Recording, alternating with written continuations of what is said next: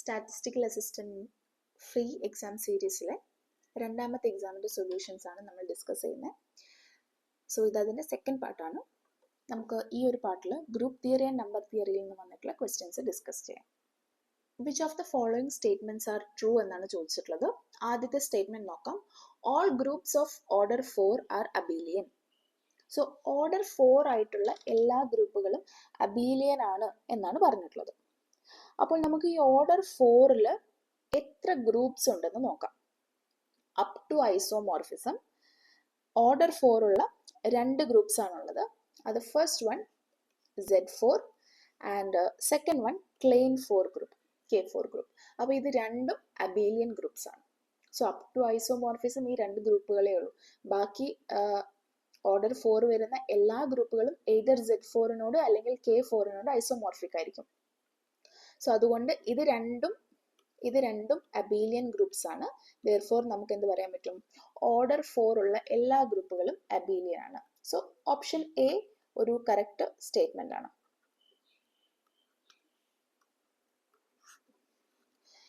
ഇനി option B നോക്കാം. All groups of order 6 are abelian. So order 6ലേക്ക് ഇതുപോലെ നമുക്ക് നോക്കുവാണെങ്കിൽ D3 എന്ന് പറയുന്ന ഒരു ഗ്രൂപ്പ് ഉണ്ട്. D3 എന്ന് പറയുന്ന ഗ്രൂപ്പ്, അതിൻ്റെ ഓർഡർ എന്ന് പറഞ്ഞാൽ 3 × 2 6 ആണ്. സോ D3 എന്ന് പറയുന്ന ഗ്രൂപ്പ് അബീലിയൻ അല്ല, നോൺ അബീലിയൻ ആയിട്ടുള്ള ഗ്രൂപ്പാണ്. therefore നമുക്ക് എന്ത് പറയാൻ പറ്റും? All group of order 6 are abelian എന്ന് പറയുന്നത് റോങ് സ്റ്റേറ്റ്മെന്റ് ആണ്. അതിനൊരു കൗണ്ടർ എക്സാമ്പിൾ ആണ് D3 എന്ന് പറയുന്ന ഗ്രൂപ്പ്. ഇനി ഓപ്ഷൻ സി നോക്കാം. All a subgroup of a cyclic group must not be cyclic. അത് റോങ് സ്റ്റേറ്റ്മെന്റ് ആണ്. കാരണം all subgroup of a cyclic group is a cyclic group. So ഇതും തെറ്റായിട്ടുള്ള സ്റ്റേറ്റ്മെന്റ് ആണ്. ഇനി നൺ ഓഫ് ദിസ് എന്ന് പറയുന്നതും തെറ്റാണ്. കാരണം ഓപ്ഷൻ എ ട്രൂ ആണ്. therefore നമുക്ക് ആൻസർ ഇവിടെ എ ആണ് വരുന്നത്. അടുത്ത ചോദ്യത്തിലേക്ക് പോകാം. സിഗ്മ എന്ന് പറയുന്നത് S11 എന്ന് പറയുന്ന പെർമ്യൂട്ടേഷൻ ഗ്രൂപ്പിലെ എലമെന്റ് ആണ്. What is the smallest integer such that sigma raised to n is equal to sigma raised to 37? So അതിന് വേണ്ടിയിട്ട് നമ്മൾക്ക് ഫസ്റ്റ് ചെയ്യേണ്ട കാര്യം, ഇങ്ങനത്തെ പ്രോബ്ലംസ് എപ്പോൾ വന്നു കഴിഞ്ഞാലും ഫസ്റ്റ് ചെയ്യേണ്ട കാര്യം സിഗ്മ എന്ന് പറയുന്ന എലമെന്റിന്റെ ഓർഡർ കണ്ടുപിടിക്കുക എന്നുള്ളതാണ്. സോ എങ്ങനെയാണ് സിഗ്മയുടെ ഓർഡർ കണ്ടുപിടിക്കുന്നത്? ഓർഡർ ഓഫ് സിഗ്മ എന്ന് പറഞ്ഞു കഴിഞ്ഞാൽ ഇവിടെ ഫസ്റ്റിന്റെ ലെങ്ത് 5 ആണ്, സെക്കൻഡിന്റെ ലെങ്ത് 3 ആണ്. സോ നമുക്ക് എന്ത് പറയാൻ പറ്റും? ഓർഡർ ഓഫ് സിഗ്മ എന്ന് പറഞ്ഞു കഴിഞ്ഞാൽ it is the LCM of 5 and 3.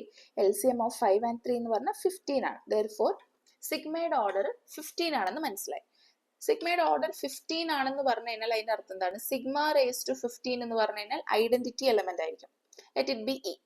So sigma raise to 15 identity element ആണെന്ന് മനസ്സിലായി. ഇനി ഇവിടുന്ന് നമുക്ക് സിഗ്മ റേസ് ടു 37 നമുക്ക് ഇവിടുന്ന് പ്രൊഡ്യൂസ് ചെയ്തെടുക്കണം.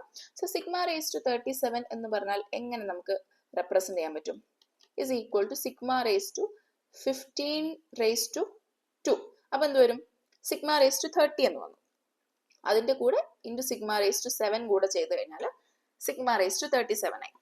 ഇനി സിഗ്മ റേസ് ടു 15 എന്ന് പറഞ്ഞാൽ ഇ ആണെന്ന് അറിയാം. So E square into sigma raise to 7 എന്ന് വന്നു. ഇ ഇൻറ്റു ഇ തന്നെയാണ്, because it is identity element. therefore നമുക്ക് ഇവിടെ ഫൈനലി സിഗ്മ റേസ് ടു 7 എന്ന് വന്നു. therefore എന്ത് കിട്ടി? ഫൈനലി എന്ത് കിട്ടി? Sigma raise to 37 is equal to sigma raise to 7 എന്ന് കിട്ടി. അപ്പൊ നമ്മുടെ ചോദ്യം ഇതായിരുന്നു, sigma raise to n equal to sigma raise to 37 എന്ന് എഴുതാൻ പറ്റുന്ന സ്മോളസ്റ്റ് ഇൻറ്റീജർ എത്രയാണ്? സോ ഇവിടെ നമുക്ക് കിട്ടിയ ആ സ്മോളസ്റ്റ് ഇൻറ്റീജർ എന്ന് പറയുന്നത് 7 ആണ്. ദാറ്റ് മീൻസ് ഓപ്ഷൻ സി ആണ് ഇവിടെ കറക്റ്റ് ആൻസർ. അടുത്ത ചോദ്യത്തിലേക്ക് പോകാം. ഇത് കോൺഗ്രുവൻസ് ബേസ് ചെയ്തിട്ടുള്ള ഒരു ക്വസ്റ്റ്യൻ ആണ്. സൊല്യൂഷൻ ഓഫ് ദ കോൺഗ്രുവൻസ് എത്രയാണ്, എന്താണെന്നാണ് ചോദിച്ചിട്ടുള്ളത്. അപ്പൊ ഈ സൊല്യൂഷൻ ഓഫ് ദ കോൺഗ്രുവൻസിലേക്ക് വരുമ്പോൾ നമുക്ക് അറിഞ്ഞിരിക്കേണ്ട കുറച്ച് കാര്യങ്ങളുണ്ട്.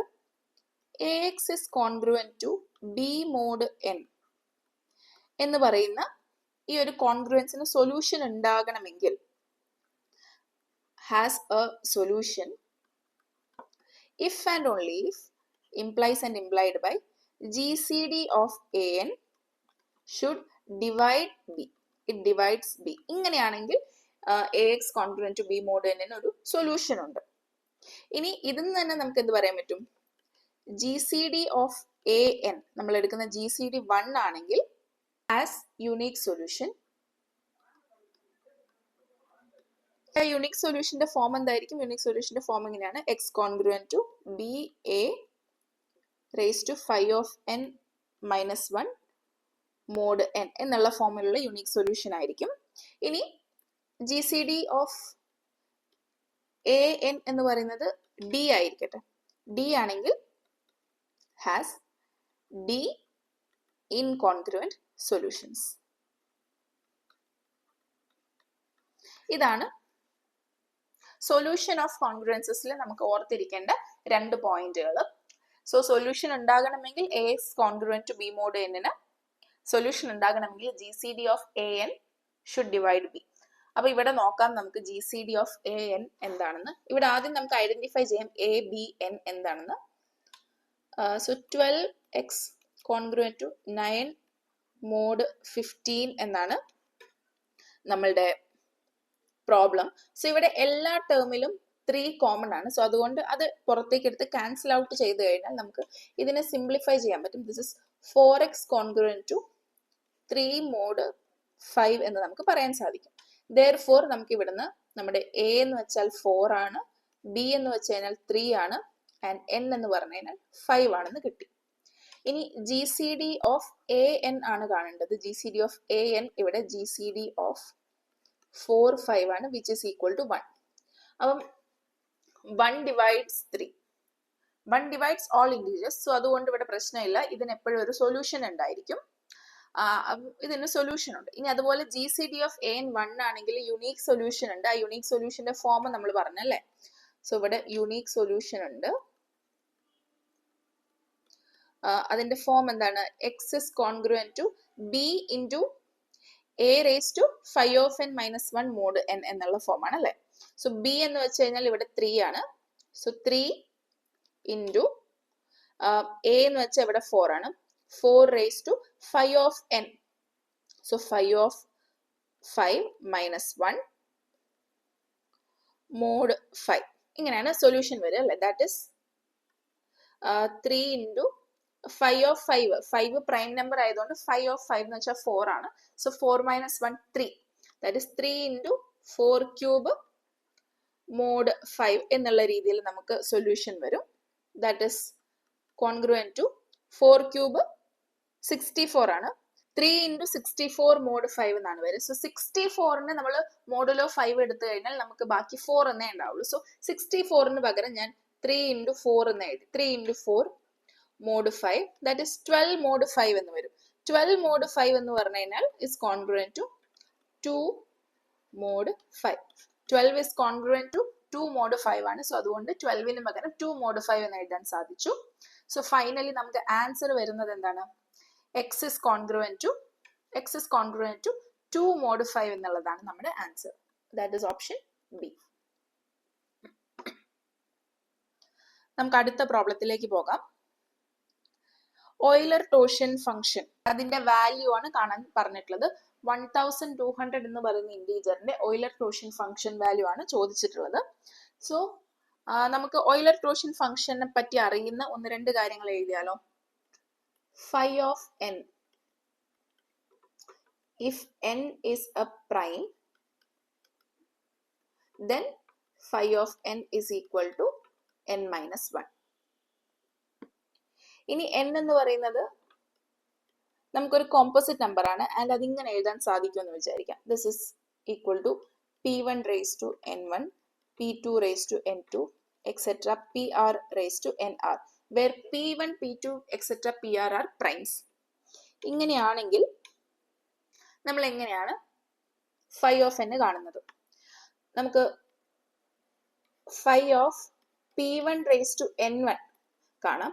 phi of p1 raised to n1 എന്ന് പറഞ്ഞു കഴിഞ്ഞാൽ ഇങ്ങനെയാണ് വരും. p1 raised to n1 minus 1 into phi of p1.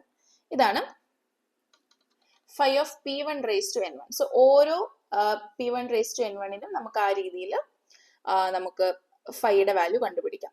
കാരണം p1 raised to n1, p2 raised to n2, etc. pr raised to nr എല്ലാ ടേംസ് എടുക്കുവാണെങ്കിലും എല്ലാത്തിൻ്റെയും GCD 1 ആയിരിക്കും. സോ അതുകൊണ്ട് തന്നെ ഫൈ ഒരു മൾട്ടിപ്ലിക്കേറ്റീവ് ഫംഗ്ഷൻ ആയതുകൊണ്ട് തന്നെ നമുക്ക് ഫൈ ഓഫ് എന്നിനെ നമുക്ക് phi of p1 raised to n1 into phi of p2 raised to n2 etc. into phi of pr raised to nr എന്നുള്ള രീതിയിൽ എഴുതാൻ സാധിക്കും. ഇതിൽ ഓരോ ടേമും നമുക്കിത് ഈ ഒരു രീതിയിൽ നമുക്ക് കാൽക്കുലേറ്റ് ചെയ്യാം. ഓക്കെ, സോ ഇത്രയും കാര്യങ്ങളാണ് നമുക്ക് phi of n നെ പറ്റി അറിയാനുള്ളത്. ഇനി നമുക്ക് 1200നെ ഒന്ന് പ്രൈം ഫാക്ടറൈസ് ചെയ്തേക്കാം. സോ 1200നെ നമുക്ക് 2 വെച്ചിട്ട് 600, വീണ്ടും 2 കൊണ്ട് ഡിവൈഡ് ചെയ്യുമ്പോൾ 300 വരുന്നു. 2 ചെയ്യുമ്പോൾ 150, 75, 3 ചെയ്യാം അല്ലേ? 3 ചെയ്യുമ്പോൾ 25, 5, 5. ഇതാണ് 1200നെ നമുക്ക് പ്രൈം ഫാക്ടറൈസ് ചെയ്യാൻ സാധിക്കുന്ന രീതി. That is 1200 is equal to 2 raised to 4 into 3 into 5 square. So phi of 1200 is equal to phi of 2 raised to 4 into phi of 3 into phi of 5 square എന്ന് എഴുതാൻ സാധിക്കും. This is equal to നമുക്കിവിടെ 2 cube into phi of 2 ശരിയാണല്ലോ. അതുപോലെ phi of 3 ഒരു prime ആയതുകൊണ്ട് നമുക്ക് 3 minus 1 എന്ന് എഴുതാൻ സാധിക്കും. അതുപോലെ 5 സ്ക്വയറിന്റെ അവിടെ നമുക്ക് 5 into phi of 5. This is equal to phi of 2 എന്ന് പറയുന്നത് 1 ആണ്. So this is 2 cube into 2 into 5 into 4 എന്ന് വരും. This is equal to 320. Answer A ആണ് കറക്റ്റ്. സോ ഇത്രയും ക്വസ്റ്റ്യൻസ് ആണ് നമുക്ക് group theory and number theory എന്നുള്ളത്. ബാക്കി കാൽക്കുലസ് എന്ന് പറയുന്ന പോർഷനിലുള്ള ക്വസ്റ്റ്യൻസ് നമുക്ക് അടുത്ത പാർട്ടിൽ ചെയ്യാം. Thank you.